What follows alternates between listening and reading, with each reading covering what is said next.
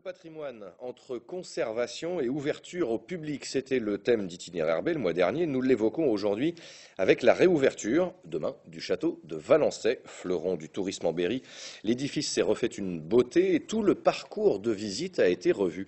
Le touriste va désormais pouvoir découvrir un peu mieux la collection de mobilier exceptionnel.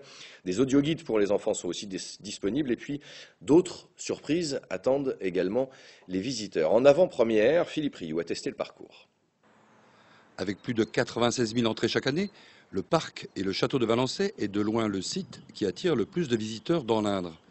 Il réouvre ce samedi et plus d'une surprise attendent les visiteurs, à commencer par les extérieurs. Les travaux, c'est essentiellement les réfections des façades et des couvertures, et puis également la réfection de l'ensemble des éléments associés à ces façades, c'est-à-dire la réfection des menuiseries, peinture générale, mise hors d'eau, pour présenter l'ensemble du bâtiment.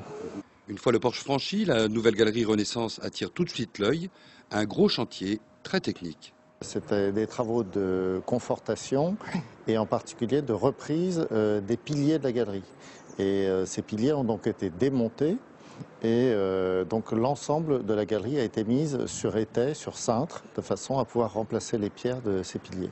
Ce sont les pierres qui sont tout à fait semblables au niveau technicité et surtout dont la dureté est suffisante pour reprendre le poids des forces qui permettent de soutenir la galerie.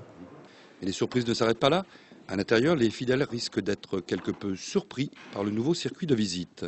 C'est important par rapport à l'histoire du lieu et c'est important aussi pour les visiteurs parce que du coup on rentre par une entrée qu'ils n'ont jamais pratiquée et puis on voit différemment. Ça permettait aussi d'égrener l'histoire du château avec la galerie des portraits en premier pour présenter la famille, puis on rentre dans les salons, puis on monte à l'étage et puis aussi la nouveauté, c'est qu'on va arriver dans les cuisines par un escalier intérieur, un escalier dérobé que prenait Antonin Carême. Et donc ça, effectivement, c'est complètement nouveau. C'est évidemment, je dirais, intéressant de voir aussi comment, à l'époque, se pratiquaient des espaces et des itinéraires.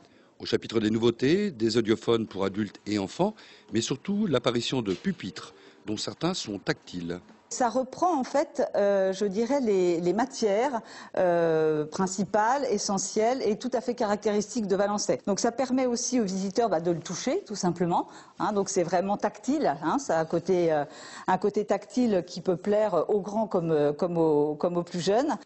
Une petite révolution dans la demeure historique de celui qui a connu celle de 1789, qui devrait satisfaire tous les publics. Les nouveaux vont découvrir effectivement par ce sens-là et les anciens vont, à mon avis, être très heureux de découvrir autrement parce qu'il y a aussi des nouveaux points de vue.